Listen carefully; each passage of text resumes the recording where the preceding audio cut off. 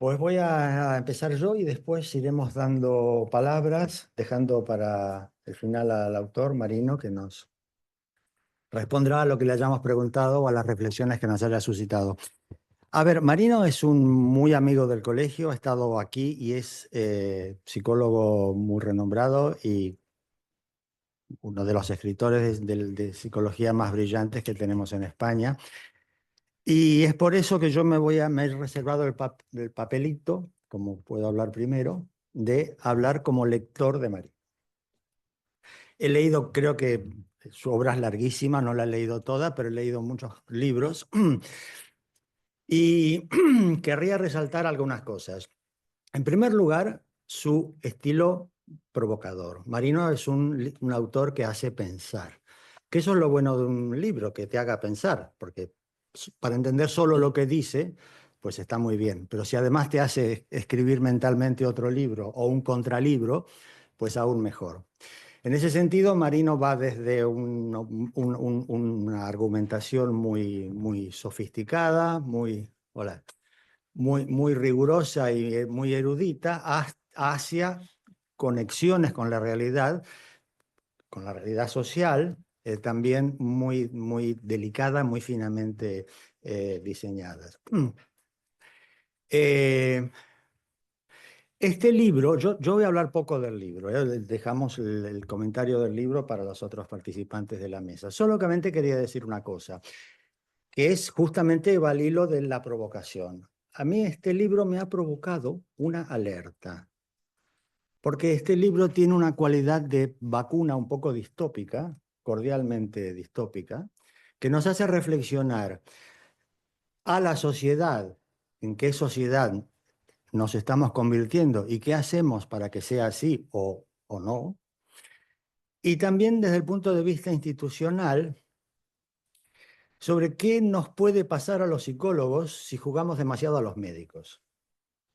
Y esto es algo que se agradece y yo, bueno, desde la posición del colegio lo agradezco y agradezco este punto así ácido que tiene a veces el libro porque efectivamente transmite el mensaje que obviamente quiere transmitir. Y muchas gracias. A partir de aquí, pues como no habíamos hablado del orden en que hablar, pues iremos de izquierda a derecha. Ari, si vos comienzas tú. Sí. Hola, buenas tardes. Bueno, compartir lo que ha comentado Guillermo. Además, a nivel profesional, estoy muy alineada.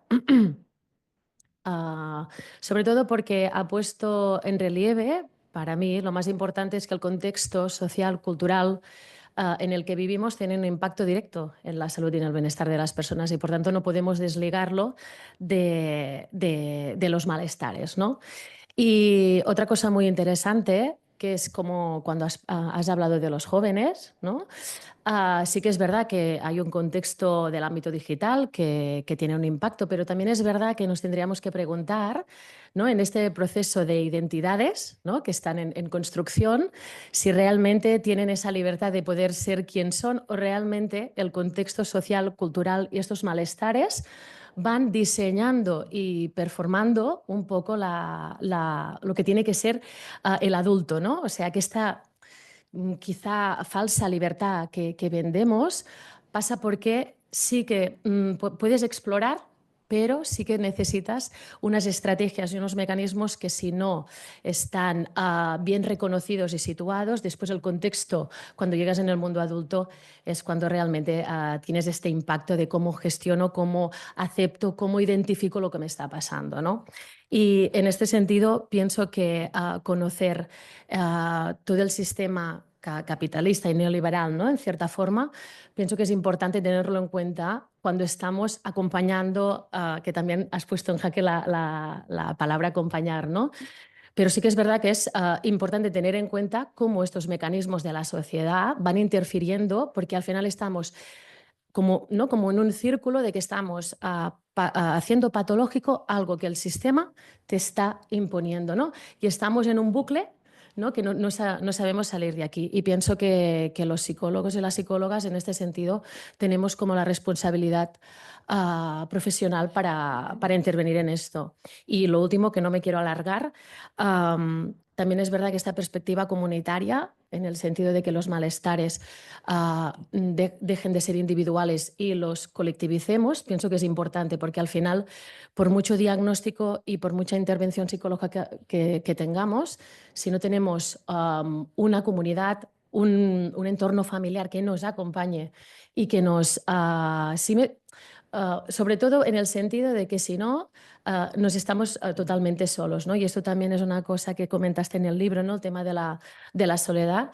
Y pienso que también el tema de los jóvenes es una de las cosas que también ha puesto en relieve en este sentido, porque es muy necesario que los jóvenes no se sientan solos, ¿no? Es decir, ¿no? Interseccionan muchísimas cosas y yo he querido poner en relieve esta parte, que seguramente los otros compañeros de la mesa van a destacar otras, pero sobre todo yo porque en el ámbito en el que estoy me parece muy interesante que el contexto social, cultural, impacta muchísimo y a veces la psicología occidental tampoco ha podido entender ni comprender otros procesos que vienen de otros contextos culturales y nos pasa con violencias, ¿no? Mutilación genital femenina, matrimonios forzados, etcétera. Y pienso que es importante identificar de dónde vienen esos malestares, ¿no? Hago siempre la comparación y el tema del feminismo radical, que el feminismo radical lo asociamos como extremismo y al final lo que estaban diciendo es tenemos que encontrar la raíz del problema y el origen para poner remedio, ¿no? O sea que en ese sentido agradecida enormemente de este libro porque lo he gaudido muchísimo. Gracias. Ramón. Bien, buenas tardes. Yo quería también agradecer a Marino que haya escrito este libro, que es un placer leerlo, porque es un libro un poco que refleja el estilo que tiene, que es un estilo claro, que no elude, digamos, ninguna cuestión, sino que las afronta de una manera muy directa, que es también riguroso. Si veis toda la cantidad de referencias, uno piensa que hace este hombre durante el día. Leerlas, imagino, aparte de ver los partidos del Barça, todo lo demás debe ser leer las referencias que hay. Y después porque también, como recordaba Guillermo, son libros sugerentes, ¿no? Que te abren preguntas, cuestiones e ideas, ¿no?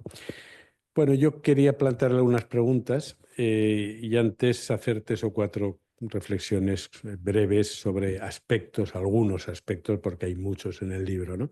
Que me parecen importantes. Por ejemplo, me parece importante cómo él resalta la fragilidad como un asunto del origen, digamos, del sujeto, ¿no? Como un punto de partida, que liga directamente a la dificultad de producir un sentido, digamos, ¿no? De crear metáforas de vida. En esto me ha recordado un poco también otro libro reciente, Lola López Mondéjar, que lleva como título Sin relato, que es un libro también que explora esta dificultad de la narrativa, pero que es interesante porque Marino lo liga también, ese menos, digamos, lo liga aún más, que es a un exceso de experiencias sensoriales múltiples, es decir, a una sucesión de objetos, gadget, consumos, etcétera, que lo que produce es una fugacidad, digamos, ¿no? Una fugacidad que no ayuda a crear una perspectiva de sí mismo, sino que más bien lo que hace este exceso, este ir saltando,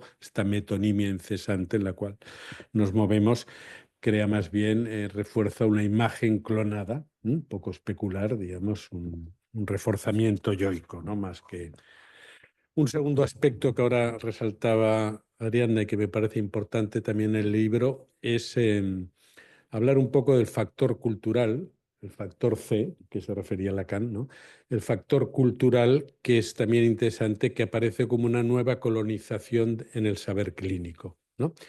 Que es un poco imponer una lectura occidental a experiencias subjetivas de sujetos que vienen de otros ámbitos culturales, ¿no? Y es como si les quisiéramos imponer. Por ejemplo, Marino habla del ejemplo del tsunami de 2004, ¿no? Y la lectura que hicieron todos los profesionales que fueron allá en unos términos occidentales que no eran no tal. Y recordaba, hace poco supervisaba un caso que me llamó mucho la atención de unos profesionales que juiciaban a un señor eh, latino como un padre negligente porque a veces llegaba tarde a recoger al hijo y a veces no iba a todas las visitas académicas, etcétera, ¿no? Entonces, cuando yo les preguntaba un poquito por detalles y resulta que este señor cada día hace 3 horas de tren para ir a trabajar a una ciudad, se tira todo el día trabajando, vuelve, corre directo del tren a recoger al niño a la escuela. Y eso lo consideraban una negligencia. Y yo les pregunté, ¿cuántos padres autóctonos hacen todo eso para ir a recoger a su hijo? ¿Cuántos padres hacen 3 horas de desplazamiento al día más un trabajo en condiciones de precariedad, ¿no? Creo que es un colonialismo que impone, digamos, la versión local del otro, de lo que consideramos que debe ser el otro, ¿no? A otros sujetos. Otro punto es que me parece interesante también del libro, ¿no? Cuando hablas un poco de que la narrativa cuenta, es importante no tanto como una colección de datos, que es lo que al final hace, por ejemplo, el algoritmo, que va recoleccionando datos de nosotros, sino que la narrativa implica una interpretación de los acontecimientos. No es simplemente tener una lista de lo que hacemos, sino que hay una interpretación. El problema es que cuando esa interpretación no toma en cuenta la asignación particular, es decir, no es particularizada, eh, bueno, cae entonces en el absurdo, porque se basa, como señalas muy bien, en los sentimientos, en mantras tipo eres especial, sé tú mismo, en fin, todas estas cuestiones, ¿no? Un cuarto idea que me parece importante del libro también es esta idea radical, ¿no? De que la clínica estadística no es clínica, es estadística. Y eso creo que es muy importante señalarlo. No hay clínica, cada vez hay menos clínica, ¿no? Cuando vas por otros lugares y por instituciones te das cuenta de que es difícil escuchar un relato clínico. Se escuchan más bien colecciones de signos, medicación que toma el sujeto, en fin, este tipo de cosas, ¿no? Y en ese sentido me parece que luego le quería preguntar sobre esto, que nos augura también un porvenir en relación a la inteligencia artificial que va muy en esa línea, ¿no? Los therapy bots, estos chatbots psicoterapéuticos, van un poco en esta línea. Y la quinta idea que me parece interesante destacar del libro es, no le va a gustar a Marino, tal como lo voy a decir, pero creo que estamos de acuerdo, que es confiar en el síntoma como invención. No le va a gustar, digo, porque él hace una lectura del síntoma con la que yo estoy de acuerdo también, el síntoma médico, digamos, como... Pero desde el punto de vista psicoanalítico, el síntoma es otra cosa. El síntoma es la manera, los arreglos, que es un término al que tú aludes, pues un término de Adler, ¿no? De Alfred Adler, los arreglos que son las maneras que cada uno inventa en la vida para hacer frente a las dificultades, ¿no? Los psicoanalistas lacanianos le llamamos el síntoma a esos arreglos, ¿no? No al trastorno, ¿no? Bien, te dejo entonces algunas preguntas. Por ejemplo, una en relación con los Therapy Bots, la comentábamos ahora antes de entrar. Si a ti te parece que este éxito de la autoayuda y esta nueva forma de los chatbots terapéuticos no es una versión 2.0 de la autoayuda, ¿no?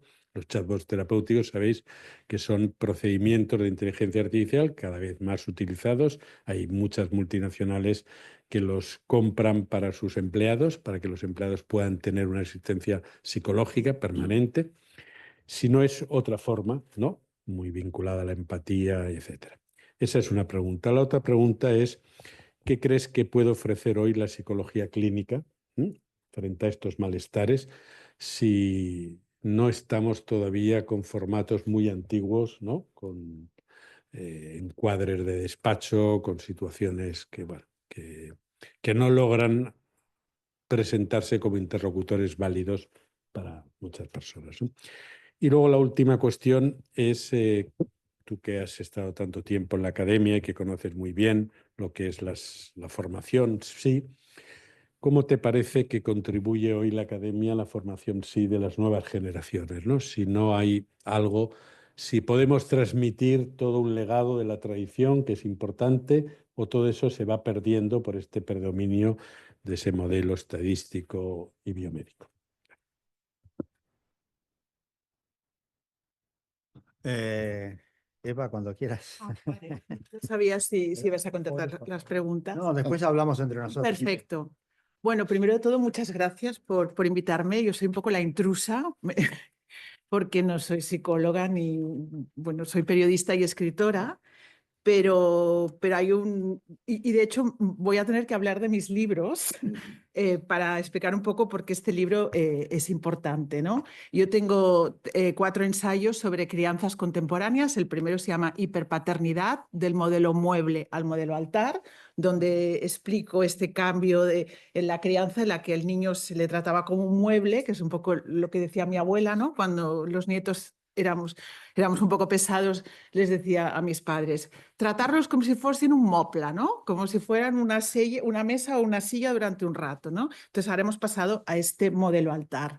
Luego tengo hiperniños, hijos perfectos o hipohijos, cuyo título, los hipohijos, me los dio el psiquiatra Luis Feducci, no sé si algunos lo conoceréis, pero fue el que me dio este concepto de hiponiños.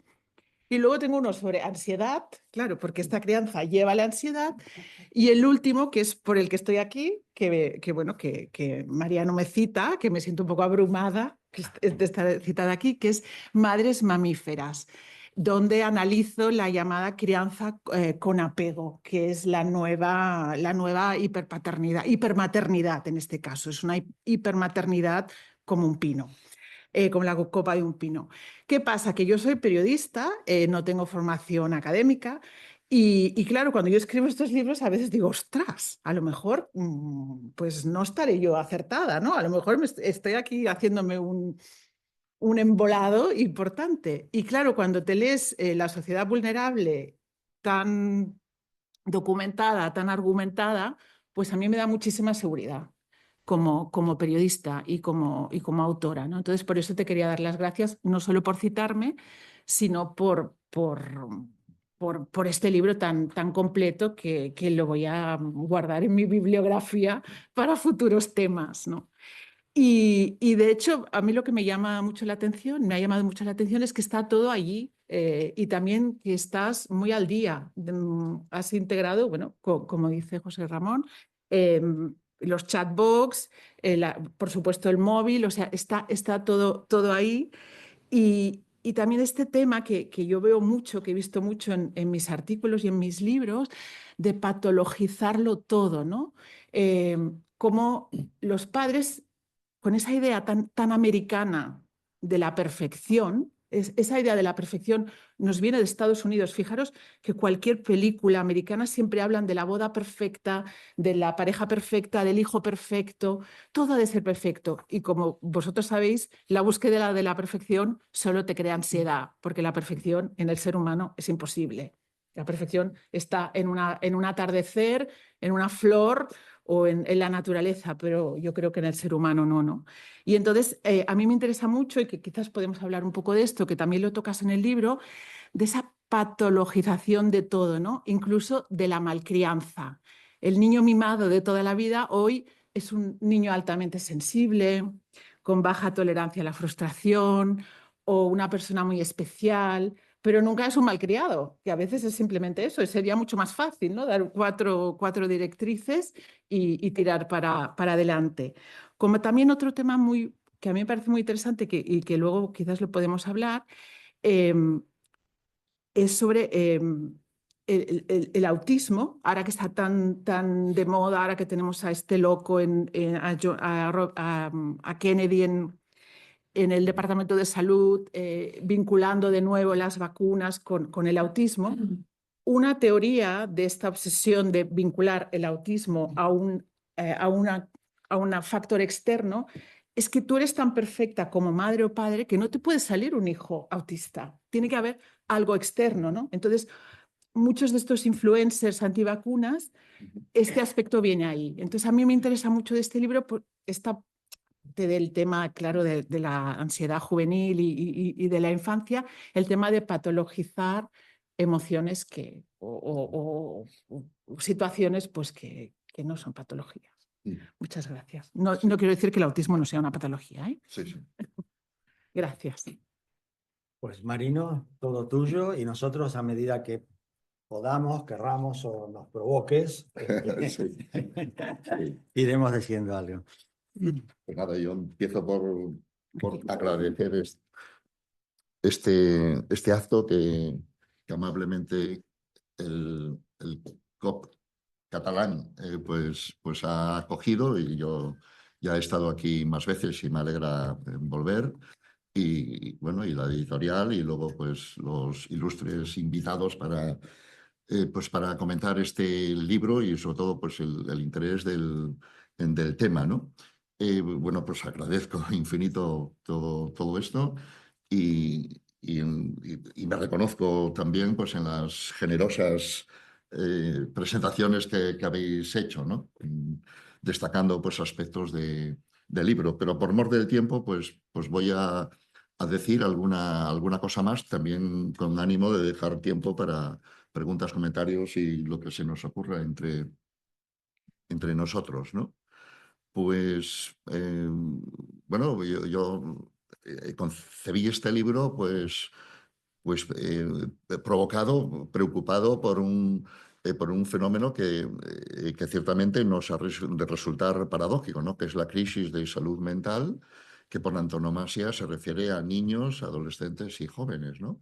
Y cómo es que las mejores edades de la vida, que serían estas, pues dan lugar a peor salud mental que las edades adultas y que las personas mayores que supuestamente se definían antes como personas más vulnerables, ¿no? a la soledad y a todos los problemas, ¿no? Y cómo eso ocurre pues en la sociedad más desarrollada, occidental, bueno, pues en España, en Europa, en Norteamérica y seguramente pues se va a ir digamos, extendiendo, ¿no? Y entonces yo eso lo tomo como digamos, como una paradoja, ¿no? Cómo es que ocurre eso y no lo contrario, que casi sería lo de esperar si las cosas fueran lógicas, ¿no?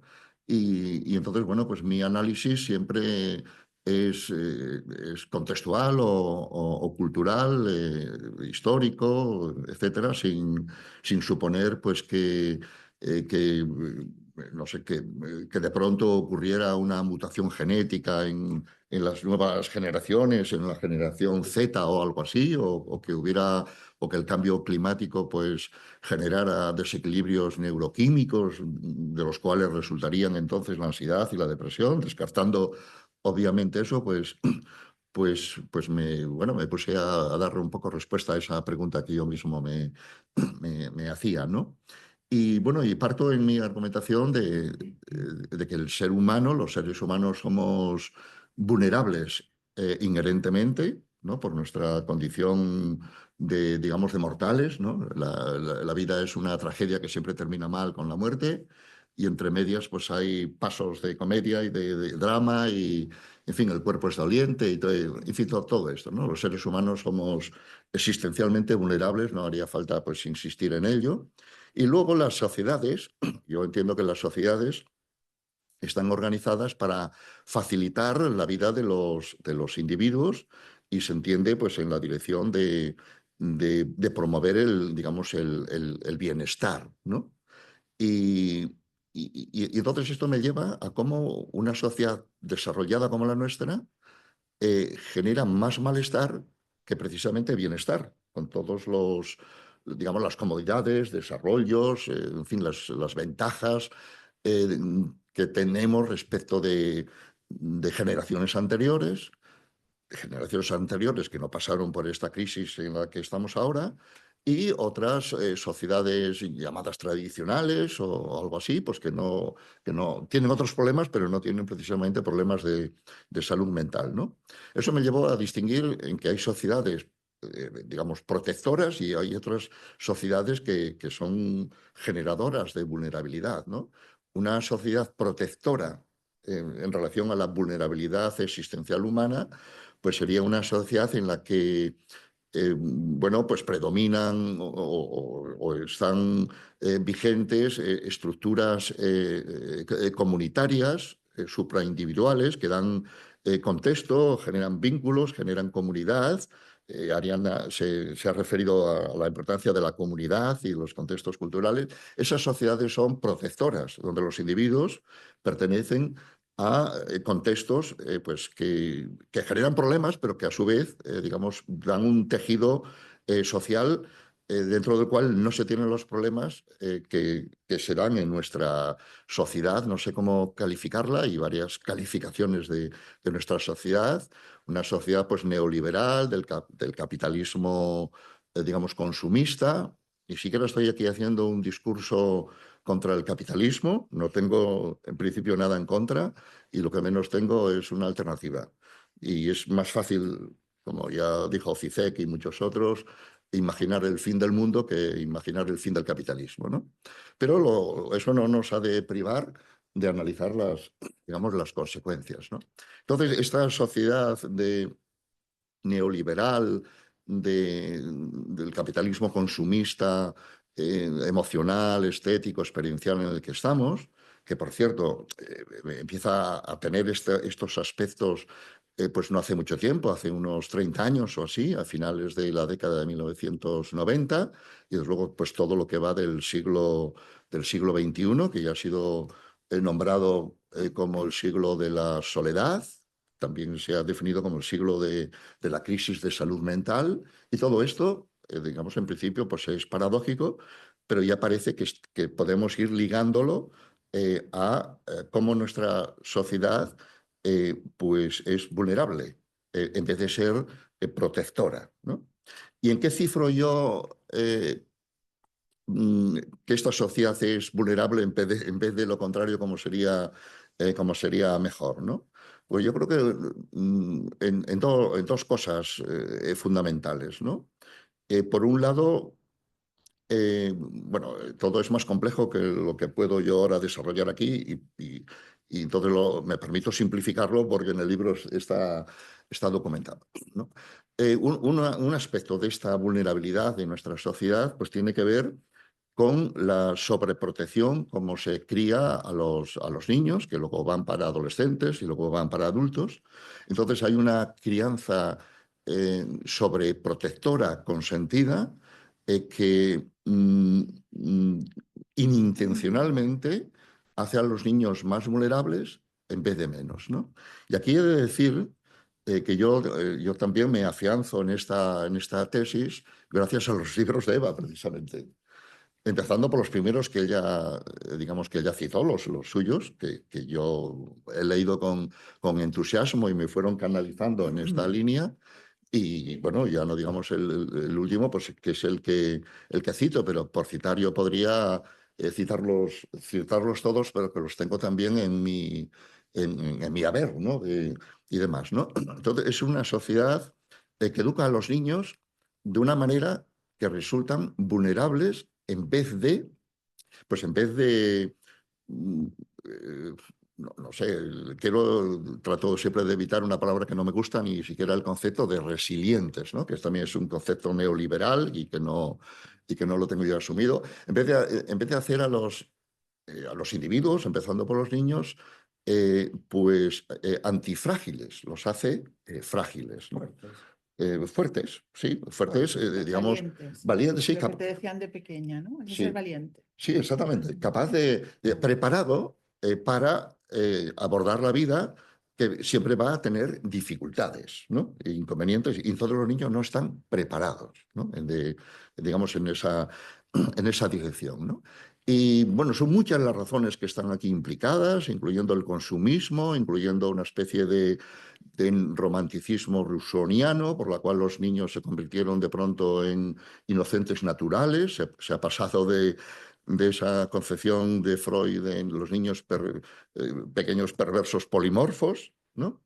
A inocentes naturales, ¿no? Que es una concepción luego botánica, pues que los niños se supone que tienen sentimientos y tienen deseos que se autogeneran, y la sociedad pues tiene que estar, el altar, ¿no? Lo ponen en el El altar. niño sabio que dirige, que El- no, que son sabios. El niño es sabio, entonces el niño es sabio cuando necesita dormir, cuando necesita empezar a aprender a leer, y todas estas cosas, ¿no? Pues ese es un aspecto de esta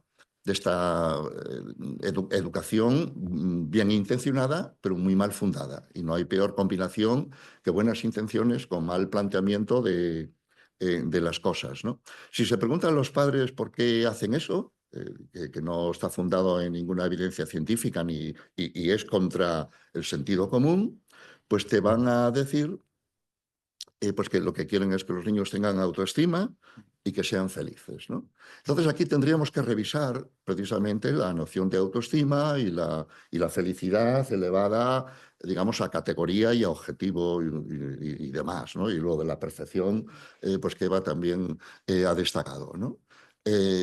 Pues hay una mala concepción a la hora de educar a los niños bajo esos supuestos, ¿no? Así que el resultado es que los niños terminan siendo vulnerables, ¿no? Yo utilizo la metáfora del camino, se prepara el camino para que el niño no tenga tropiezos, pero lo que no se prepara es al niño para el camino de la vida, que sin duda ninguna siempre va a tener muchos tropiezos. Entonces no estás preparado, ¿no? Utilizo también otra metáfora de Jonathan Haidt en su libro La generación ansiosa, que tiene que ver pues, con esto que estamos hablando, de la biosfera 2, ¿no? Cuando en Arizona pues, puso un ambiente que podría simular de entrenamiento, ¿no? Para simular la conquista o la llegada a Marte, ¿no? Entonces se creó allí un espacio que hoy día es un recinto turístico, o sea pero que durante los años 1970-80 creaba, digamos, una atmósfera especial para entrenar a las futuras tripulaciones, ¿no? Con sus árboles, etcétera, etcétera, ¿no? Entonces, aquellos árboles que formaban parte de esa bioatmósfera 2, digamos, crecían, pero su crecimiento no era sostenido por el tronco ni las raíces, ¿no? Y eso se vio que se debía pues a que esos árboles no estaban expuestos a la intemperie, a los vientos, a los aires, etc. Entonces es la exposición, como le pasa al sistema inmunitario, la exposición la que hace fuerte a los árboles, la que hace fuerte al sistema inmunitario, etc. Entonces cuando los niños no están expuestos, pues terminan siendo débiles o frágiles, ¿no? Entonces si los crías en la biosfera 2, cuando salgan, algún día tienen que salir a la biosfera 1 de la vida cotidiana, ¿no? Entonces, este es, en fin, una idea de la sociedad vulnerable. Esta crianza que, bien intencionada, da, sin embargo, lugar a la vulnerabilidad de la que estamos hablando. Y eso se junta con el otro aspecto que también yo destaco en el libro, que forma parte de la misma idea para explicar la sociedad vulnerable, que es también la que Eva ha destacado de la patologización de problemas normales de la vida, ¿no? Entonces, efectivamente, otra característica de nuestra sociedad, desde finales del siglo XX, sobre todo de forma notable a partir de 1980, tiene una fecha, el DSM-4 de 3, digamos, ha cambiado para mal la concepción de los problemas psicológicos y su enfoque. Entonces, todo eso ha ido para mal de forma creciente, de manera que se ha dado lugar, autores han definido a nuestra sociedad como una sociedad del diagnóstico. Bueno, en NEF hay un libro de un psicólogo danés, Brickman, pues que explica pues muy bien este fenómeno, ¿no? La sociedad del diagnóstico, ¿no? De manera que los malestares que son inherentes a la vida y que curiosamente en una sociedad capitalista consumista como la nuestra es muy frustrante y muy decepcionante por el juego de los deseos que nunca se satisfacen del todo, etcétera, pues esa insatisfacción, esos malestares cotidianos, pues pasan al radar de las categorías diagnósticas, ¿no? También se ha definido por Furedi, un sociólogo pues de nuestra sociedad, ¿no? Pues como sociedad de la terapia, ¿no? Yo utilizo, retomando estas dos calificaciones, ¿no? Sociedad del diagnóstico, sociedad de la terapia, pues retomo esos dos aspectos para hablar del idioma clínico, ¿no? Cómo en nuestra sociedad el idioma clínico se ha apoderado de los malestares y del sufrimiento, en detrimento de otros idiomas posibles, como el social, el moral, el político, el existencial, ¿no? Y entonces, pues si ahora se crían a niños vulnerables y el radar psicopatológico es muy sensible y está muy a ras, pues fácilmente entramos en una crisis que es justamente en la que estamos, ¿no? Porque esta psicopatologización forma parte ya de la atmósfera, de las concepciones, de cómo los padres son temerosos de que sus hijos tengan traumas o estén padeciendo algo si ellos, los padres, no los satisfacen, etc. De manera que esta sensibilización psicopatologizante de nuestra sociedad pues da lugar a que esas experiencias inherentes a la vida, pues ya los niños las vivan como malestares que no pueden soportar y que han de tener un diagnóstico y han de tener una terapia, ¿no? Y hemos llegado hoy día a una situación paradójica y, de cierta manera, catastrófica también para la psicología, ¿no? Que podría parecer buena noticia, pero ciertamente no lo es. Y es que los diagnósticos e ir a terapia ha pasado de ser estigma a ser moda, ¿no? No es buena cosa que sea estigma, pero tampoco es una bendición que sea precisamente moda, ¿no? Y forma parte de esta tendencia en los últimos años, en los últimos 4 o 5 años, en los tiempos de TikTok, pues no solo ya la aceptación de los diagnósticos, sino la búsqueda de diagnósticos por parte de los usuarios, consultantes o pacientes y demás, y la reivindicación, el derecho al autodiagnóstico. De tal manera que tú te autodiagnosticas en TikTok o ya por lo que ya sabes, como eres sabio, ¿no? Pues ya sabes que tienes algún problema neurodivergente. Y entonces, pues, reivindicas ese derecho al diagnóstico y ya ni siquiera los clínicos ahora pueden, digamos, discutírtelo. O sea, que los clínicos ahora tendríamos, si yo fuera clínico hoy día, tendría un problema añadido a esa concepción médica que ya traen los pacientes de psicología a la consulta, pues el problema añadido de venir autodiagnosticado, obviamente con diagnósticos pues, de moda o sin fundamento, que contribuyen al narcisismo, que yo también explico, por otro lado, digamos, ese fenómeno. Y entonces, bueno, pues aquí estamos, en esta sociedad vulnerable, ¿no? Que conjunta pues una crianza que hace a las nuevas generaciones vulnerables y una sociedad que tiene el radar psicopatológico muy bajo, o sea, muy a ras de suelo, y otros idiomas, digamos, pues desaparecidos, que serían los que permitirían a lo mejor conceptualizar pues de forma más adecuada pues el problema donde estamos, ¿no? Y a todo eso, y estoy ya respondiendo a preguntas de José Ramón, pues todo eso también está cruzado con la literatura de autoayuda, que es un género, digamos, literario, es un género clínico, pseudoclínico en buena medida, iatrogénico en mi perspectiva. Estoy exagerando porque seguramente tendría que introducir matices. Alguien me podría poner ejemplos de si esto es autoayuda, diría que no, y yo sabría también poner ejemplos de libros de autoayuda que no serían iatrogénicos, ¿no? Como vengo calificándolos o descalificándolos casi todos, ¿no?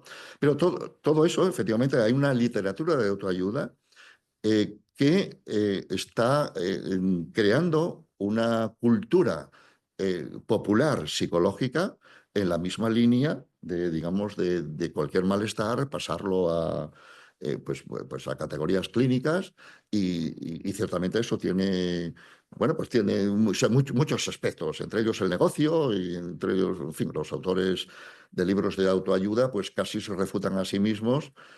Cuando escribieron el primero que iban a solucionar todos los problemas, pues resulta que cada año escriben uno porque es un... Los problemas siguen ahí. Los problemas siguen ahí y muy a menudo los que compran el cuarto libro de un gurú de autoayuda, pues es el que compró el primero también, ¿no? Y entonces, esto es. Y en este contexto vienen los chatbots, ¿no? Los chatbots terapéuticos, ¿no? De psicoterapia por ordenador, ¿no? Que en Japón ya está pues implantada y que está, no sé, pues está viniendo, ¿no? De forma creciente. Incluso se preguntan a los autores si los chatbots van a ser la siguiente generación de psicoterapias, ¿no? Y demás, ¿no?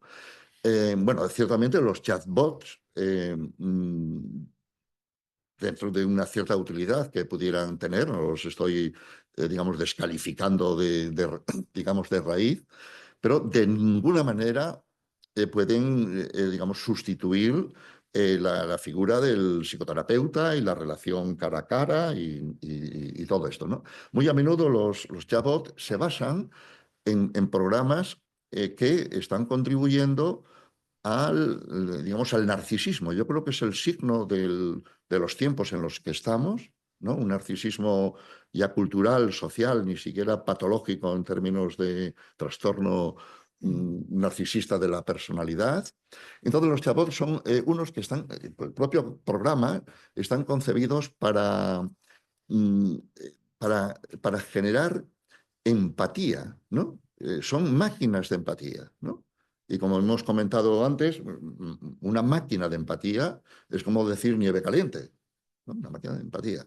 Pero tienen en sus programas, te devuelven de forma elogiosa y de forma adoradora, vamos, aduladora y demás, pues lo que tú pones y así, ¿no? Entonces, como yo veo esto, ¿no? El primer gran programa ya nos llamó la atención en su día, ¿no? En los años de 1960, 70, ¿no? El IZA, pues que es uno de los mejores que se ha desarrollado, casi no están, apenas está muy mejorado por las nuevas versiones hoy día con la inteligencia artificial y demás. No sé, un chatbot, el réplica, que seguramente es el que más se utiliza en base a la terapia cognitivo-conductual, pues tiene un formato pues, que es menos atractivo incluso que el de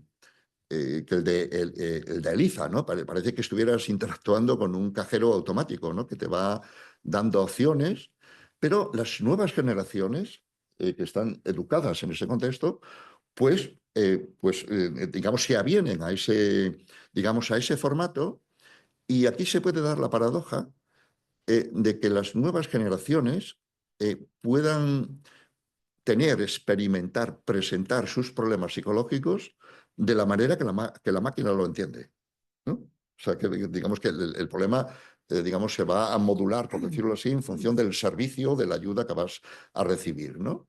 Y entonces el chatbot yo creo que va a modular la manera de tener problemas. Estaríamos hablando de problemillas, ¿no?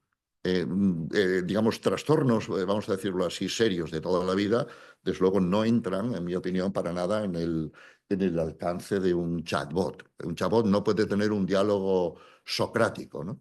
Los hay que apuntan, etcétera, pero no puede confrontar, no puede llevar, por decirlo así, la interrogación, pues por la sofisticación, naturalmente, de un psicoterapeuta. Pero si la lleva, el cliente del chatbot no vuelve, porque no está siendo adulado. Entonces, esta es digamos, un tinglao que hay, ¿no?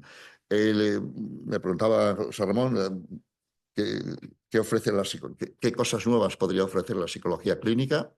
Hombre, pues seguramente pues, también tiene que salirse un poco del formato, a lo mejor, de despacho.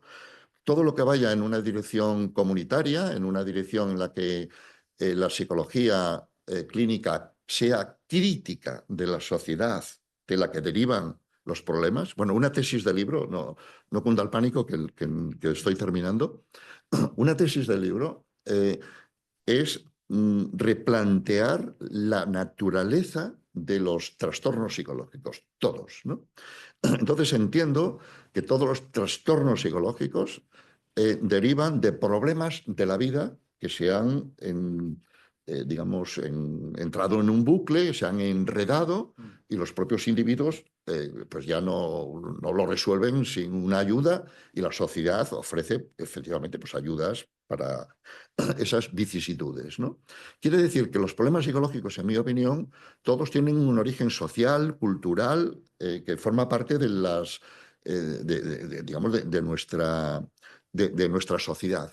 Entonces, una cosa que falta en la psicología, bueno, y ya no digamos en la psiquiatría, es un análisis crítico de la naturaleza y el origen de los trastornos psicológicos psiquiátricos, ¿no? En la perspectiva de que su raíz, se necesitan enfoques radicales, ¿no? Que vayan a la raíz, que su raíz está en el modo de estar los individuos en las sociedades modernas en el mundo, malestares que vienen de los contextos sociales, por la paradoja esta de que una sociedad del bienestar es la que más malestar genera en términos de salud mental. Y faltaría también por parte de la psicología, y ni qué decir de la psiquiatría, que fuera también autocrítica de sus propios conocimientos, ¿no? Yo creo que la psiquiatría y la psicología tienen la peculiaridad de ser productos de la misma sociedad que tienen que atender y entender y tratar de remediar. Y tienen la peculiaridad también de que tratan con entidades interactivas, no con entidades naturales como las especialidades médicas, con la hepatitis, la rinitis o lo que sea, sino con entidades muy reales, pero que son influenciables por los contextos culturales, por los contextos clínicos.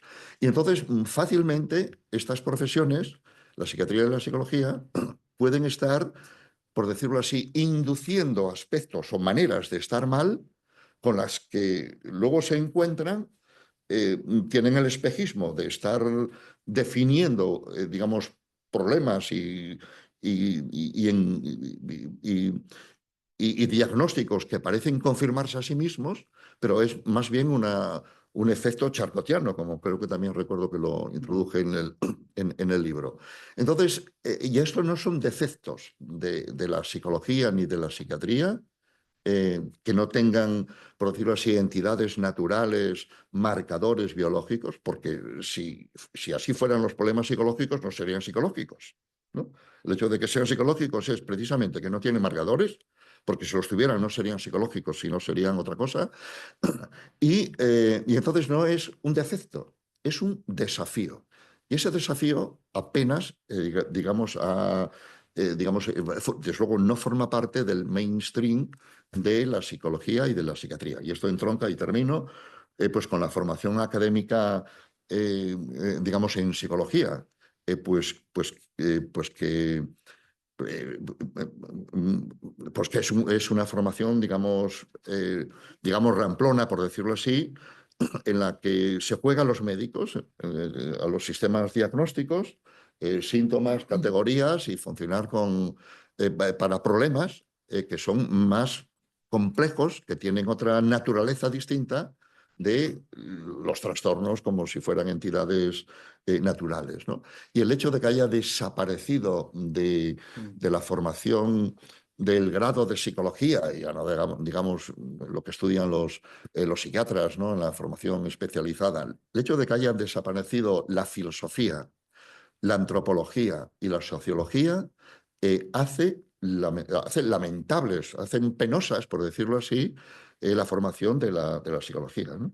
Yo en mis tiempos somos de una generación en la que teníamos asignaturas pues como estas que yo he citado, que han desaparecido, ¿no? Y entonces yo creo que eso va en detrimento de la propia formación de los profesionales, ¿no? Y bueno, y lo dejo aquí, en fin, y quedo a disposición para cualquier comentario, diálogo, objeción y Bueno, solución que se merezca. objeción no sé, pero desde luego comentario y diálogo sí. Y esto último que has dicho es una de las cosas que yo más he rescatado de tu libro, porque lo teníamos ahí. La tradición fenomenológica heideggeriana, Kierkegaard, Nietzsche, la tuvimos. Yo cuando hacía la licenciatura en Argentina, las primeras prácticas que hice en el hospital fue en un servicio, que en esa época se llamaba psicología comprensiva, donde estudiábamos Kierkegaard y donde estudiábamos las angustias existenciales, y la yin y el yo dividido era casi de lo último que veíamos, porque habíamos empezado mucho antes. A ver, voy a decir una cosita nada más. Yo creo que tu crítica de la psicología es de la mala contribución de la psicología a este mundo de vulnerabilidad. Hay contribuciones mejores, pero también es verdad que a la psicología le falta autocrítica. La psicología como ciencia, y no me meto ni en filosofía ni en nada, ciencia al uso actual de la ciencia, chi-cuadrados y ensayos clínicos, tiene un índice de irreplicabilidad que es espeluznante. O sea, es pésima ciencia. Es mejor clínica. Y también es verdad que recientemente, hace pocos años, hay un movimiento en la psicología pública que es la de desdiagnosticar, desmedicalizar y atender al drama humano como drama humano y no como un drama que a ver cuándo merece un diagnóstico. Eso también existe. Es pequeño, desde luego, pero es una tendencia. Cuando tú hablas de la inteligencia emocional, la psicología positiva y la autoestima, desde luego estás dando en un clavo que muchos psicólogos, aquí sí que hacemos autocrítica, ¿no? Que hemos criticado como una contribución a la debilidad emocional y de carácter de nuestros usuarios. En fin, yo reivindicaría de uno de los capítulos que más he disfrutado de tu libro, por razones biográficas incluso, es este de la recuperación de la filosofía y del drama humano prebucle, ¿no? Como drama humano y nada más. ¿Y que merece ayuda? Sí, pero lo que no merece es un diagnóstico. Nada más, paso a quien quiera.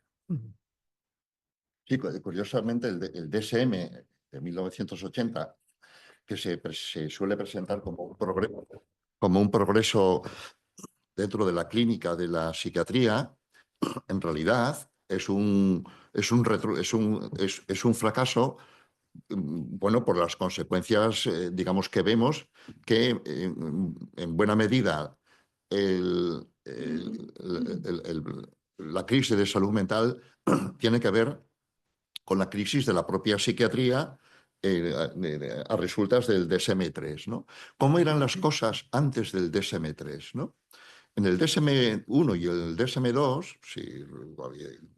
por recordar los que estén al tanto de esto, pues definían los trastornos psicológicos como reacciones a las adversidades de la vida, que es lo que son los trastornos psicológicos, reacciones a las adversidades que han superado luego a lo mejor la propia capacidad de los individuos para responder en fin, o queda envuelto, digamos, en un bucle, etc. Pero esa concepción, digamos, es una que habría que reivindicar hoy día en vista digamos, de este fracaso. Y de hecho se está reivindicando y siempre está abierta, por decirlo así, la propia crisis de la psiquiatría mainstream, ¿no? Y a ver cuándo, pues efectivamente, pues se hacen valer pues otras maneras que no son, digamos, utópicas, ¿no? No son extramundanas, sino forma parte de, digamos, de la mejor tradición que por razones, digamos, políticas y de diverso tipo, se ha enterrado, en vez de en fin, dejarlas a la vista, ¿no? Tenemos una palabra en el público, o sea que abrimos ya y para todos. Gracias.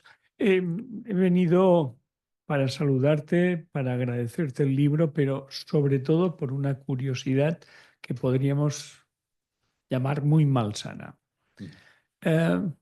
¿Cuál es la respuesta? Tú eres profesor universitario, reconocido, etcétera, etcétera. ¿Cuál ha sido la respuesta a tu libro en la universidad y en la academia? Respuesta,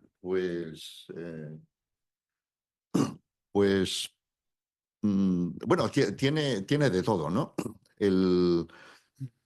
La corriente principal, digamos, por definición, pues es una corriente que, digamos, que es más ancha y arrastra y tiene más fuerza, etcétera, pues en la, no sé, en la cultura y en la formación pues de los psicólogos en este caso, ¿no? Y en ese sentido, pues la corriente principal biomédica de los supuestos tratamientos basados en la evidencia, ¿no? Etcétera, pues sigue siendo eso, digamos, la corriente principal, ¿no? Pero también hay, digamos, incluso gentes de generaciones nuevas, que, digamos, que está al tanto de esto que yo digo y que le suena bien y que lo están, bueno, pues abriéndose paso, por decirlo así, ¿no? Y por lo demás, yo suelo ser, bueno, invitado a menudo no sé, pues a congresos, cursos de máster, de posgrado en sitios universitarios, lo cual quiere decir que hay mucha gente que quiere escuchar esto y que me llevan a mí para que otra gente escuche este tipo de cosas, ¿no? Y bueno, pues no es en vano, o sea, no es en vano el escribir digamos, estas cosas. Yo creo que tiene que moverse digamos, este enfoque, pues en términos de estar académicamente documentado y al mismo tiempo que sea, digamos, pues, no sea, digamos, accesible, ¿no? Que no tenga una sofisticación, pues pues no sé, que los profesores académicos pues no pudieran entender y que lo pudieran ver como filosófico, fenomenológico, pero yo observo que desde hace 10 años para acá, y cada vez más, la palabra fenomenología, por ejemplo, no ofende dentro de la psicología, ¿no? Y que yo sepa, pues no viene de otro lado más que de que yo mismo, pues digamos, la introduzco, ¿no? Así que la respuesta es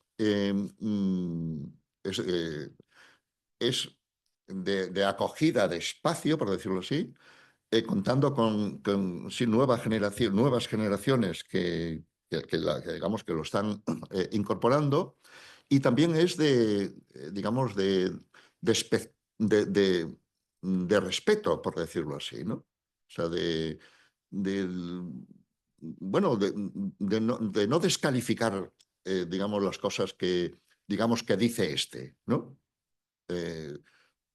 Porque yo no estoy concebido como antipsicología, ni antipsiquiatría, ni hippie, ni antisistema, ¿no? Yo trabajo, digamos, dentro del sistema, por decirlo así, ¿no? Y trabajo dentro de unos enfoques de la psiquiatría contra otros de la psiquiatría. Y trabajo dentro de unos enfoques de la psicología contra otros, ¿no? Entonces no soy contra la psicología ni contra la psiquiatría siquiera. Entonces soy explotador de tradiciones que han quedado a lo mejor, digamos, enterradas por ahí y que son mejores que la corriente principal, ¿no? Pues por ahí me muevo sin, digamos, sin ilusiones, pero sin Con ganas. Con ganas, sí. Ganas. Sí. No sé si esto a ti te parece... Sí, me parece algo. interesante que siga habiendo cierto diálogo entre unos y otros. No sé si mucho. De todas maneras, es verdad, tú lo has citado varias veces, el DSM-3 es el inicio de la ruina Sí, sí, sí. de la clínica. Su task force fueron terribles y consiguieron lo que ahora está bien instalado, un modelo médico del malestar. Sí.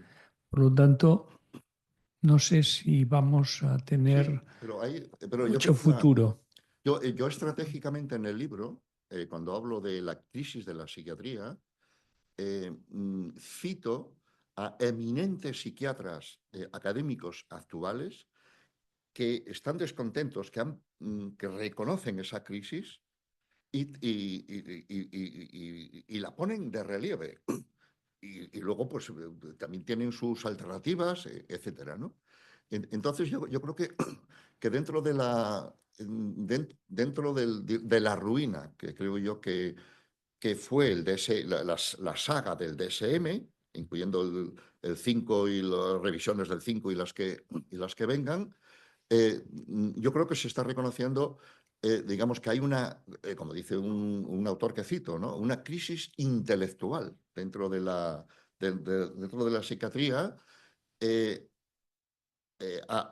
aparte de, vamos, o sin descontar, o sea, o ver cómo habría que entenderlo, el éxito que tiene digamos, la medicación y que tiene ese modelo. Pero ese éxito, obviamente, no se funda en conocimientos psiquiátricos avanzados, ni sostenibles, ni nada de eso, sino en la sociedad neoliberal en la que estamos, ¿no? que, eh, que genera problemas, que individualiza, privatiza y naturaliza, ¿no? Médica. Y luego medica. Entonces, el éxito que tiene la medicación, por decirlo así, viene por otro lado, no viene por los fundamentos de la psiquiatría. Pero con esos fundamentos de la psiquiatría están descontentos muchos psiquiatras. Esa sería Yo la tengo idea. una pregunta para los tres, bueno, para los cuatro, de Tenía hecho. una palabra pedida aquí. Perdón. No, pero... No. Bueno, sí, insistiendo un poco en este tema, yo estoy de acuerdo que creo que la burbuja del modelo biomédico y estadístico ha estallado. No quiere decir que haya desaparecido y que no siga siendo dominante en muchos ámbitos, pero ha estallado porque en psicoanálisis decimos que el síntoma, entendido no como déficit, sino como esa invención de cada uno, insiste y resiste, ¿no? Vemos, por ejemplo, muchas personas que consultan al algoritmo para encontrar una respuesta y no es satisfactoria, ¿no? Encontramos muchas personas que son medicadas por problemas de ansiedad y tampoco encuentran satisfacción, ¿no? O personas que buscan libros de autoayuda, que como tú decías, sobre todo ayudan al que los escribe, digamos, no al resto. Es decir, que hay algo del síntoma que insiste. Y que esas respuestas un poco preta por té no funcionan, ¿no? En ese sentido, creo que es una buena noticia porque quiere decir que eso da pie un poco a lo que tú señalas en el libro, de esos brotes verdes, de esas novedades, ¿no? Y de hecho, bueno, solo hay que ver, por ejemplo, que hay iniciativas en el campo de la educación que son mucho más interesantes y mucho más terapéuticas que iniciativas clínicas. Por ejemplo, en el ámbito que yo conozco más de cerca, la atención a adolescentes, hay fórmulas educativas de escuelas de segunda oportunidad que tienen mucha más capacidad de respuesta frente a los riesgos de la vida de un sujeto adolescente que no un despacho psiquiátrico, una consulta psicológica en hospitales o en otros servicios. Y ahí me parece que hay una oportunidad también, ¿no?, de pensar en formas como la psicología puede, que es pensarse la psicología como interdependiente y no como exclusivista, ¿no?, en el tratamiento de estos malestares, ¿no? Por ejemplo, una experiencia que hemos tenido con algunos de los que también estáis aquí, ¿no?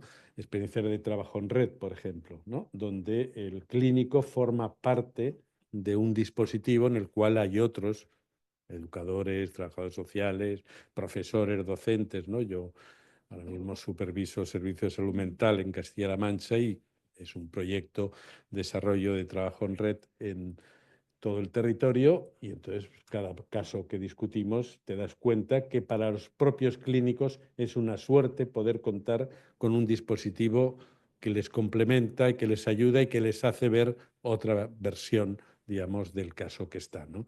Yo creo que esa es una buena manera también, pienso, de pensar el futuro de la psicología, no como aislado, sino más bien como trabajando con los otros, porque el modelo de identificar la psicología con la ciencia es un modelo fracasado, totalmente fracasado. Esa idea de que de repente se convirtió que tenías que hacer matemáticas para acceder a psicología es un error, porque eso se llevó por delante, como tú decías, todas estas humanidades que eran fundamentales.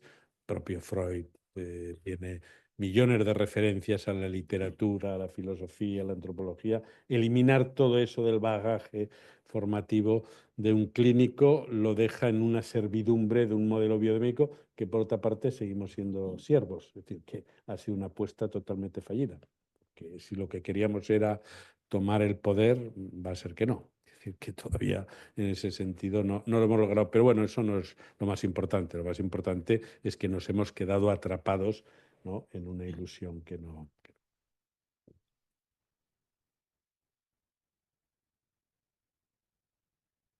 Yo, sin embargo, soy un tanto escéptico de esas conexiones necesarias de la psicología pues, con otros ámbitos, ¿no? Pues, sobre todo pues, en el contexto escolar, educativo, en red y demás. Estoy de acuerdo con que se haga eso, pero soy escéptico de las tendencias, seguramente, cómo eso se va a hacer, ¿no?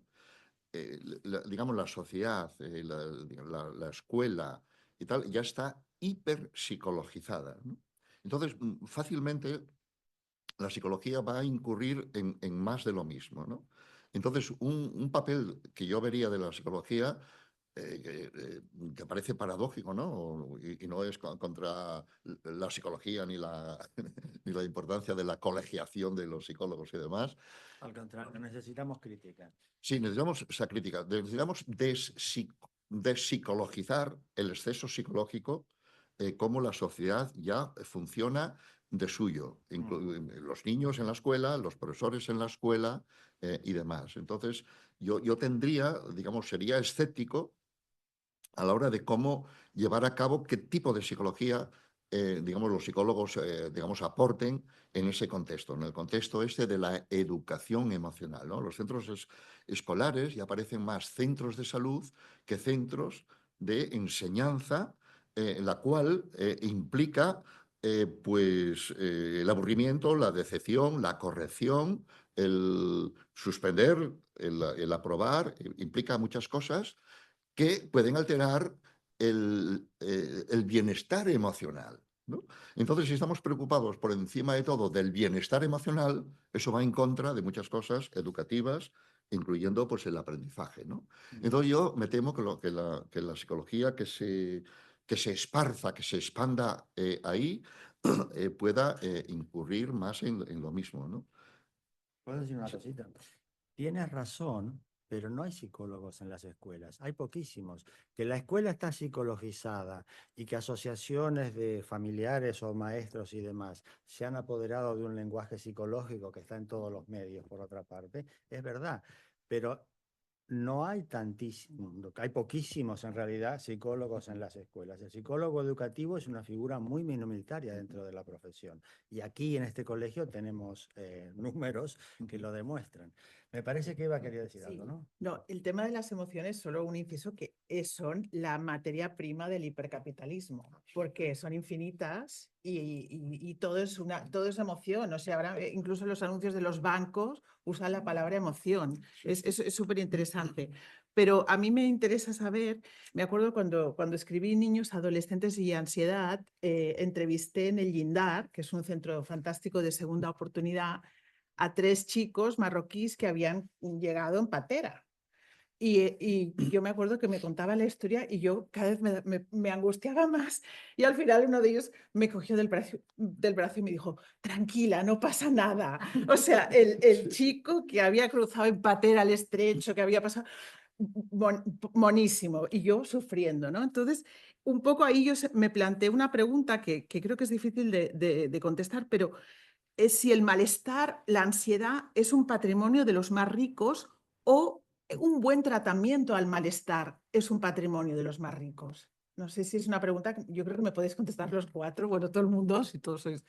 Pero es interesante, ¿no? Que ellos no se podían permitir tener ansiedad.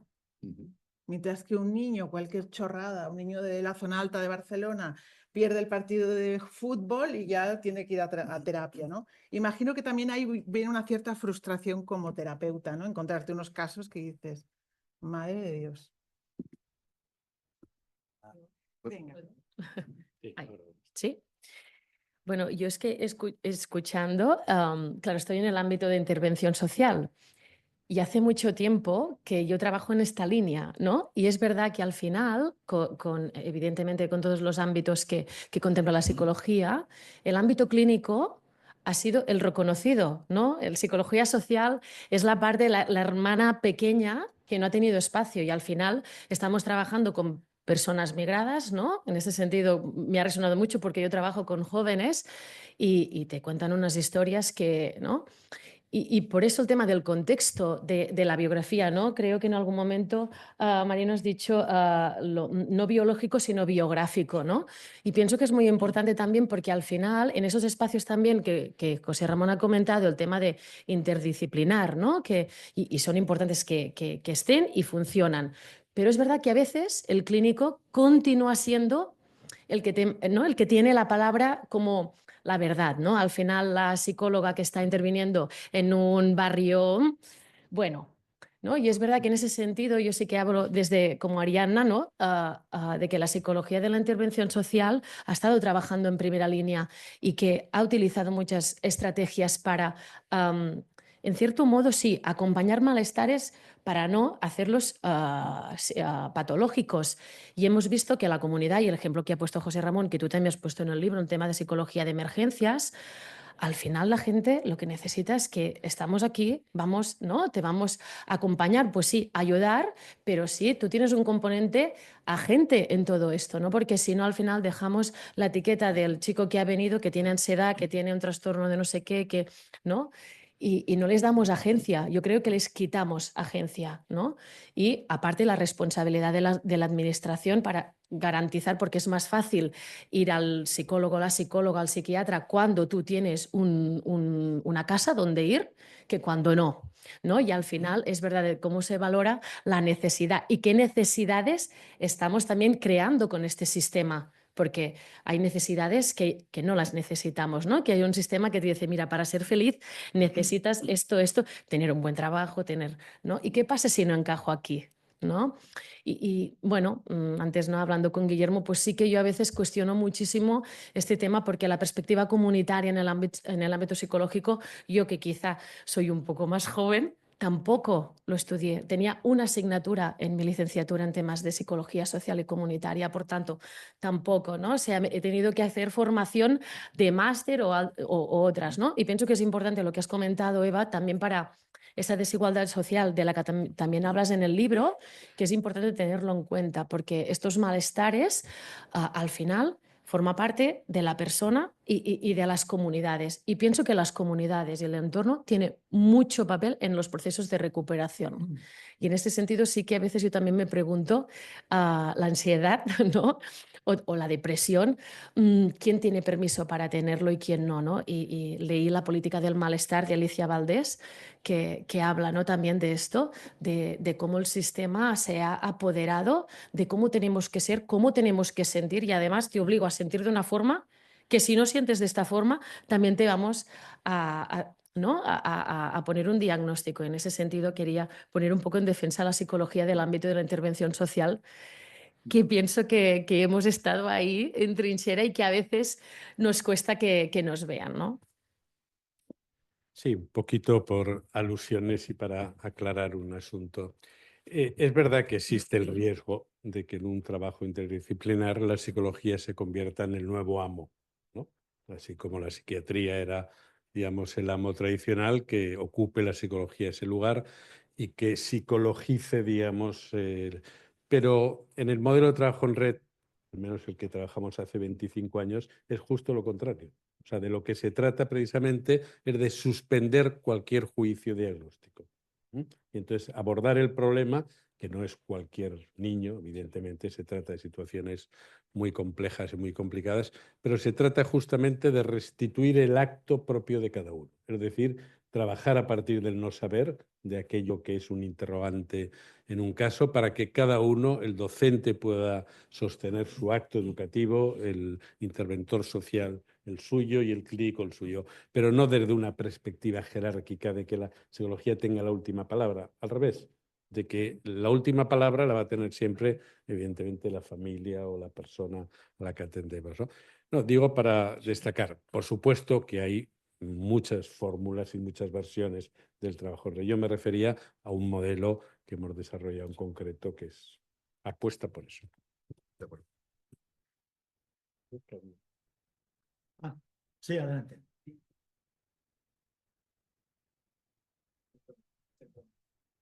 Sí, ahora. Vale. Bueno, muchas gracias. Para mí estar hoy aquí, esta tarde, a nivel profesional y personal, estoy muy contento. Entonces, vengo participando de... Vamos a ser papás de aquí nada, ¿eh? Y vengo participando de temas de... he intentado no saltarme ninguna cita con la llevadora, clases de preparación al parto, las tribus, ¿verdad? Entonces, por razones que no vienen al caso, para mí encontrarme Eva Millet en el libro de Marino fue una revelación. También Ojete Calor, pero eso sería otro asunto. Entonces, quería preguntaros, quizá más por el lado de esa mesa, si tenéis identificado esto de la hipercrianza, hiperpaternidad así, ¿es cosa de ambos progenitores? ¿Es cosa solo de las madres? ¿Solo de los padres? ¿Hay algo de género aquí? Yo, siendo usuario de estos servicios, me lo preguntaba como psicólogo y usuario. Eso. Y entonces también creo que una idea que aparece en el libro de Eva, no recuerdo bien, en todo caso, no sé si de un análisis, una perspectiva más materialista, ¿verdad? Esto de que, y ahí se va un poco el discurso, pero es que a mí me interesó que en épocas de bonanza, de expansión del mercado, pues las mujeres salen al trabajo y cuando son momentos recesionistas, ¿no? Venga, las mujeres a casa, ¿no? Y todo el movimiento de la Stratwife y todo esto, junto con la crianza, a mí esto me hizo...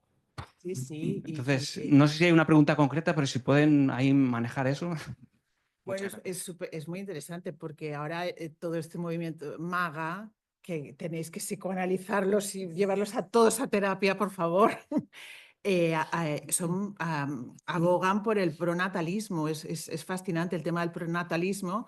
Lo que quieren es que las mujeres tengan muchos hijos diciendo que, bueno, Elon Musk dice que la humanidad va a acabar porque no hay hijos, no hay niños. Claro que hay niños en el tercer mundo, pero ellos quieren los niños blancos como ellos, ¿no? Y sí, todo este movimiento de la crianza natural y la crianza con apego que pone a la madre como la completa responsable del bienestar emocional y mental del niño, o sea, si no... Básicamente el mensaje es, si no pares así, si no le das el pecho tal, si no duermes con él, si no lo porteas, tu hijo va a estar, no va a haber vínculo, no te va a querer y va a salir mal, ¿no? Entonces, claro, pone más presión a las madres y en cierto modo hay más hipermadres que hiperpadres. Pero hay hiperpadres, ¿eh? Vete a un campo de fútbol escolar un fin de semana y están ahí. Lo que pasa es que son esta modalidad de padre manager, narcisista, espantoso, que ha emponzoñado algo tan bonito como es el deporte escolar. Porque son los papás, ahí está el narcisismo de los futuros Messi, Ronaldos, etcétera. Pero bueno, gracias, que me encanta que... Ánimos y la tribu, cuidado. No, porque la tribu parece que sea fantástica y la tribu puede ser espantosa también. Entonces hay que ir con cuidado con la tribu. Pero bueno, a ver qué opináis. Bueno, ya que has citado la bonanza, ¿no? Si la bonanza en un momento dado, la prosperidad económica en un momento dado de la sociedad, ¿no? Va por ahí, en ese sentido. Sí, yo creo que tiene aquí una paradoja, ¿no? Que la bonanza y la prosperidad fácilmente lleva pues a problemas emocionales, a problemas de ansiedad y depresión, ¿no? Y a un tipo de configuración, pensando en nuestra sociedad occidental que viene de California, se extiende por Estados Unidos y luego alcanza al resto de Europa, del mundo y demás, pues se puede destacar como el boom de la psicología que empieza en los años de 1970, cuando, por cierto, yo empecé también a estudiar psicología y demás, y que ha ido creciendo. Yo creo que no hay ninguna disciplina, ninguna profesión, digamos, que haya crecido tanto de forma continuada como la psicología, ¿no? Esta semana venía en el Infocop, ¿no? Cómo digamos, la psicología en términos de estudios de grado, de posgrado, de formación de psicólogos, está desde los años de 1970, digamos en un gran crecimiento, ¿no? Entonces, eso tiene que ver, ¿qué ocurrió en 1970, digamos, en adelante, ¿no? Para que pasara esto, ¿no? Lo que ocurrió es esa prosperidad de posguerra, ¿no? Digamos, los periodos siguientes a las grandes guerras son de gran prosperidad, ¿no? Vaya paradoja, ¿no? Entonces, en Estados Unidos se dio una bonanza, una prosperidad que se extendió a la mayor parte de la población, prácticamente se generalizó, y entonces de ahí empezaron pues una nueva configuración del yo. Ese narcisismo del que he hablado antes empieza en 1970, precisamente, ¿no? Que ahí lo empezaron a destacar ya pues literatos, sociólogos y demás, y fue de forma creciente.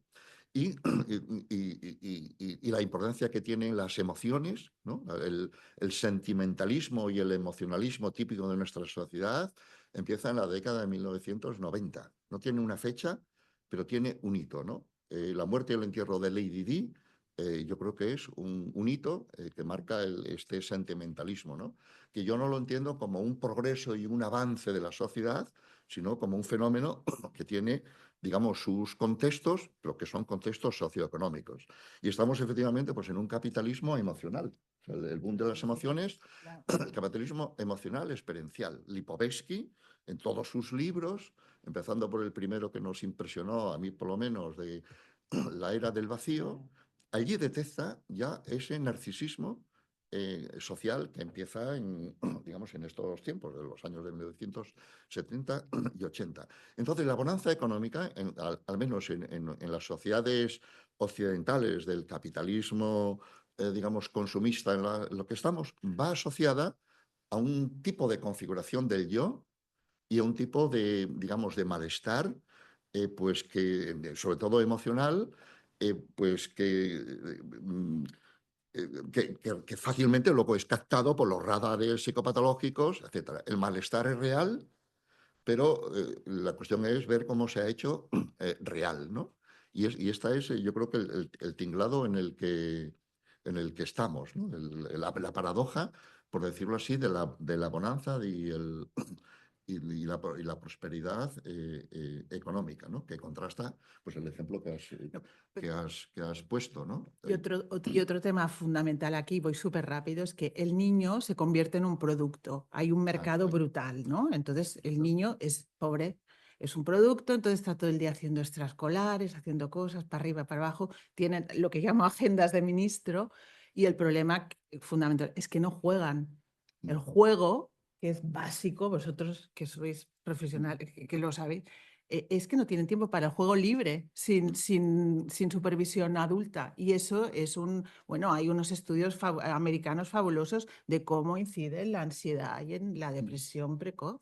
Sí, los niños no son productores en la sociedad capitalista de mano de obra, trabajadores, son productores de deseos. Y entonces toda la propaganda y la publicidad va dirigida naturalmente a los deseos, a los niños, se ha convertido los deseos en necesidades, y la sociedad otra característica es que se ha infantilizado. Estamos en una sociedad infantilizada, empezando por los padres de los niños y cantidad de otros contextos que, digamos, están infantilizados, y en buena medida tiene que ver, digamos, con el matrimonio más duradero y más próspero que se conoce, que es el del romanticismo y el capitalismo, propiciado por la publicidad. Empezando por los años de 1920, el sobrino de Freud, Bernays, es central aquí, Mad Men, que nos refleja muy bien, etc. Y entonces es eso, si queremos ir a la raíz de las cosas, de por dónde estamos, pues yo creo que hay que considerar esos aspectos, ¿no? Otra cosa es que Sí, puedan por añadir. Pues buenísimo Sí. esto, porque el romanticismo, héroes de cristal, que acaban siendo padres de cristal. Pero decimos que los niños son de cristal. No, los padres no soportan que el niño falle o que sufra. Pero para lanzar una ayuda a los padres jóvenes, ¿no?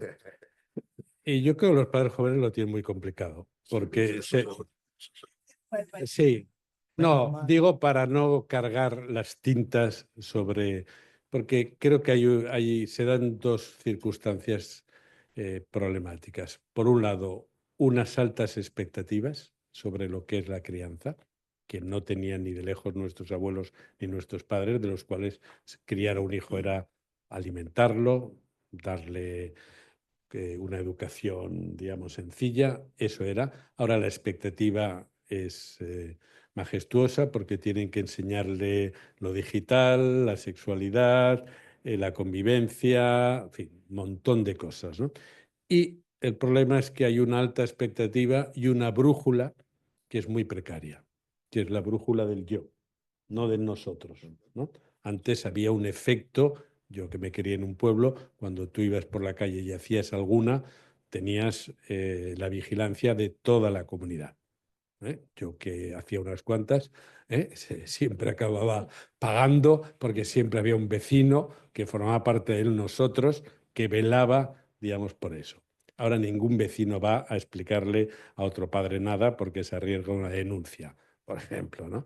Entonces, claro, la suma de la alta expectativa con una brújula precaria, como es el yo, precaria porque se basa en un activo que es un activo frágil, un activo débil, un activo cambiante, ligado a las emociones y al narcisismo, bueno, hacen que los padres se encuentren en situaciones de una división subjetiva muy importante. Ayer mismo un padre que se encontraba con un hijo adolescente con un problema de viralización de un asunto, me preguntaba, bueno, yo tengo que hacer algo. Digo, ¿pero qué edad tiene su hijo? 15 años. Pues claro que tienes que hacer algo, pero es que él no quiere que yo haga algo. Ya, bueno, pero es que su hijo a lo mejor no comprende las consecuencias que va a tener para él esto. Pero solo hacerte esa pregunta ya indica que hay algo del yo del niño que se antepone y del yo del padre, porque finalmente si sobreprotegemos a los niños es porque nos cuidamos a nosotros mismos. Es un índice de narcisismo de los padres, no es una mutación genética, ¿no? Bueno, era un poco para daros ánimos.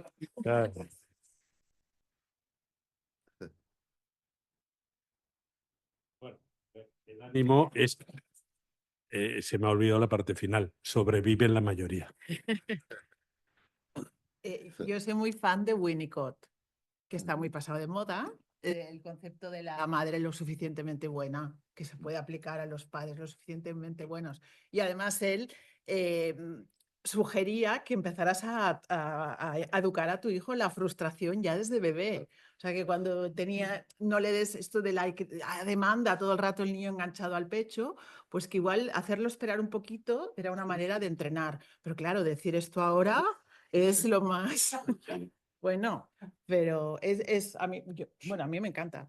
Sí, no está de moda, pero no está superado. Esa es sí, Qué sí. bien.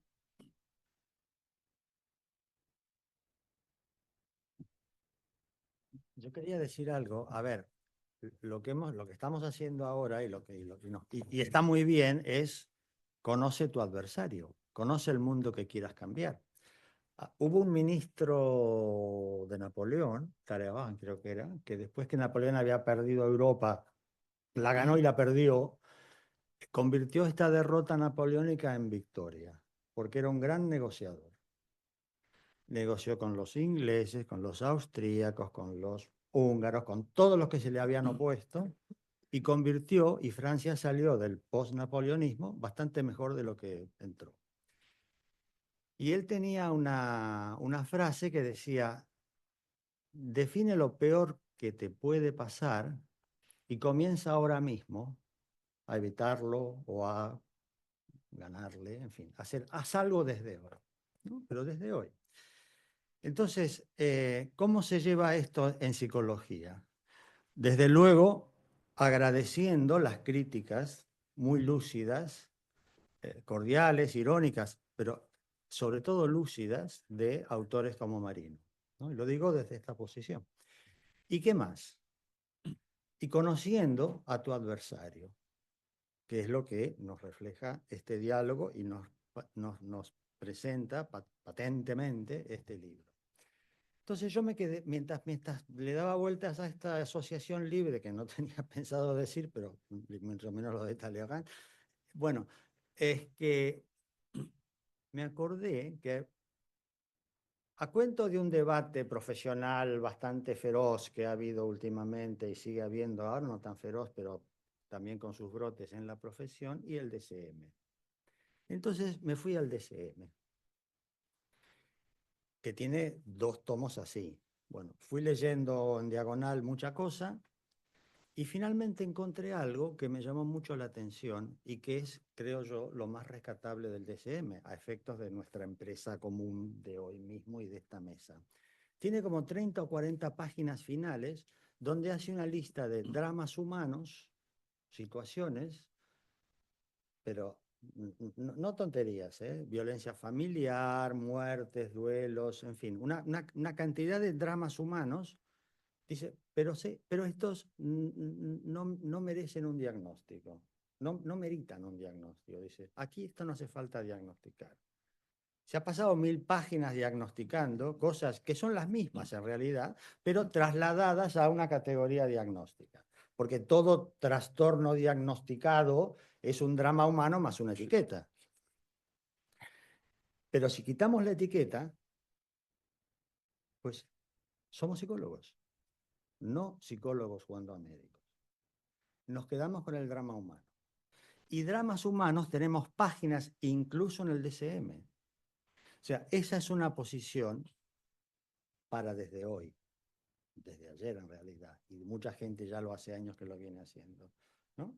Lo mismo que lo que decía antes de los estudios de irreplicabilidad de psicología, ¿no? Para el que hace psicología científica normalmente se lleva las manos a la cabeza si quiere leer un poco, porque una cantidad enorme de estudios científicos quiere decir estadístico, en este sentido, ¿eh?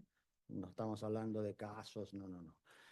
que son sencillamente irreplicables. Y en ciencia lo que no se puede replicar, pues no, sí. Fue un hallazgo de ese estudio, que a lo mejor lo cocinó, normalmente lo cocinó para que le diera eso. Bueno, este tipo de cuestiones por eso yo decía al principio que este es un libro cordialmente distópico, pero que es una vacuna distópica, porque nos presenta una situación en la que estamos bastante, aún podemos no estar, y empecemos hoy.